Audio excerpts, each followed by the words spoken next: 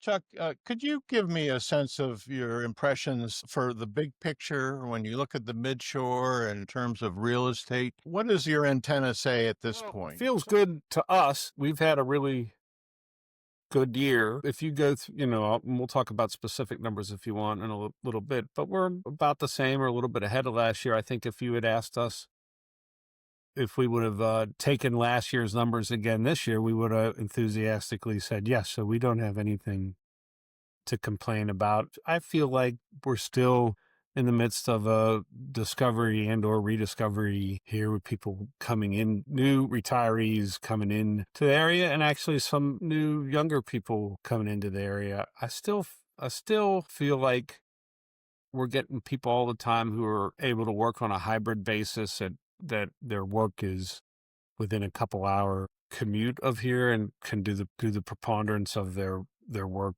remotely. I still think we're getting a lot of those people who, despite, you see on the news that big companies and the government are pulling back on allowing people to do that. We still see people that are able to do it. When you look at the commercial end of things, how does it look? So I'm very bullish on the commercial real estate market. I think that our population is changing both in size and in demographic, where the average consumer here, there's a few more consumers here, but the average consumer here is financially capable of a lot more per consumer than we have in the past, and that's invited some commercial growth. I was talking to a guy that's really in the know, and he had a contrarian view of that. He thought like we had too many Starbucks and we had too many of this and too many of that, and he didn't understand how anything could be profitable. But if you talk to the owners of these businesses and the managers of these businesses, they all seem to be doing fine.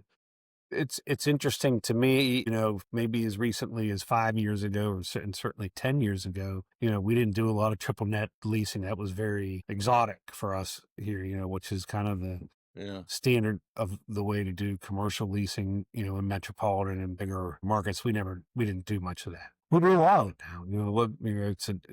Those things are all a discussion, and we have commercial contracts and we have, real commercial leases. And, it's got to be very much a typical, no, we shouldn't say metropolitan, but certainly more urban commercial environment. One thing seems to be clear, at least to me, that regardless of the politics or the economics of the country, some people are not only well off, but they might be even better well off. Do you feel like that Talbot in particular, the midshore, picks up on that kind of prosperity? Well, we've always been one of the wealthiest counties in the country. I mean, that's not a new paradigm. I think if I had to pick what was a new paradigm in regard to the wealthier people being here, I think they're a lot younger than they used to be. I mean, the 40 somethings and people up to my age, you can see a whole lot of them with the kind of resources that they seem to have.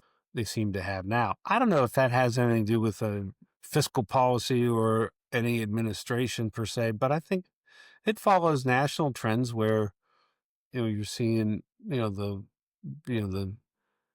two sides of the country and metropolitan areas kind of gather a higher number of these wealthy people than does the rest of the country. I think if you accept that, we're getting to be a suburb of sorts of Baltimore and Washington, D.C., I think if you accept that, and it's easy to extrapolate from there, that growth is why we're seeing it. So on the residential front, for example, do you feel like those larger properties are moving? There's always Talbot County is kind of famous in regard, and I'll give you an example. The amount of inventory on the market year over year is up dramatically from I think, you can include me in this because I don't read these numbers all the time either.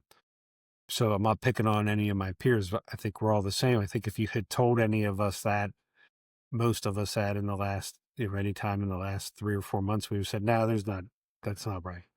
And the reason for that is because so much of while we have a big increase in inventory, it's still not up to a level that makes us feel like we have 4 or 5 different things to show people if they want to come over here for a weekend. So I still think we're experiencing some supply side issues. And how about on that lower level? I mean, we were seeing a lot of traffic and inventory problems, but some traffic with, what we now call a starter home, which is what, 100,000. Well, yeah, I think our average, yeah, our mean sold price actually went down $10,000 year over year. It's $530,000. This year it was $540,000 at the end of September last year, um, which is about $85,000 higher than the national average.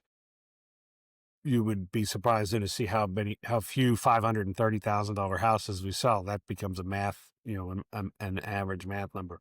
My own feeling is that, for the regular guy houses, $600,000 and under, I think we have seen a little bit less demand than we have in the past, and I think interest rates are a little bit lower than they were a year ago. So I think there's some other headwinds there that only lower mortgage rates are going to resolve. There's so many people, me included, who are enjoying super low 30-year fixed rate mortgages that they're just going to sit out another cycle. And I think I've said this to you before, but what it means is somebody with a really good 30-year fixed rate mortgage at 3% or 3.5% or 2.75% isn't going to sell their blue house to go buy a red house. There's got to be a really good reason.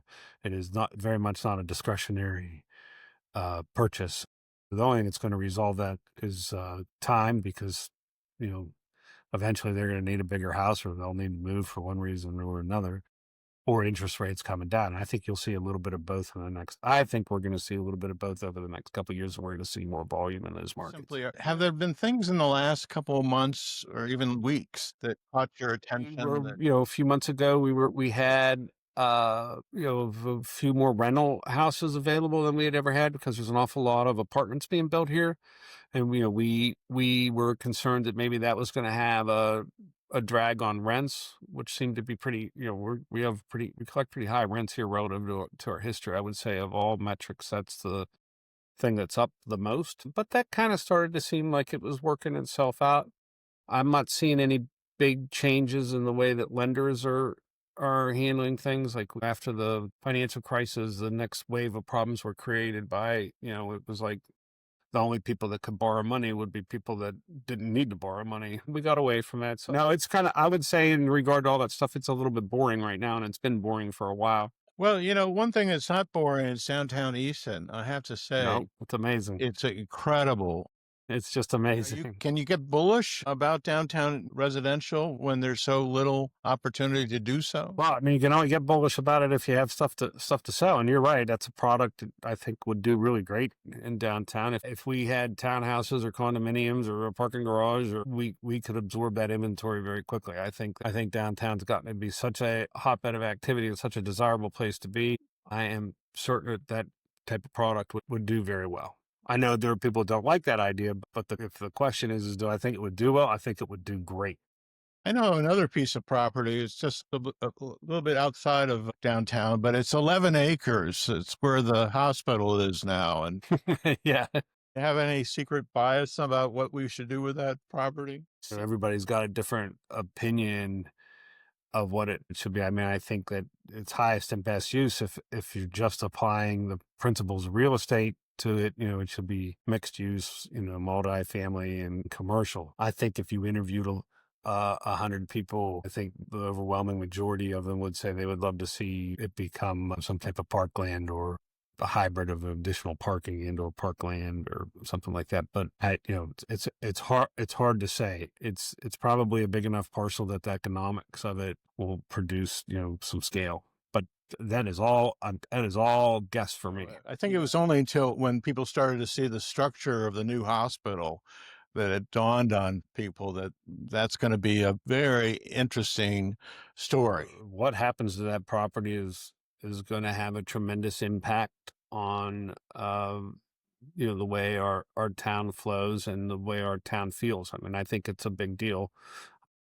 I am not familiar with the ins and outs of how, what the town can do in regards to what, what how much control they have over what gets developed there, or how, how the that zoning process is going to work. Yeah. But it's an awful lot of land with all kinds of utilities available to it, and and there's a lot of things that it potentially could be. Well, I guess we'll stay tuned for that. Thank you, Chuck.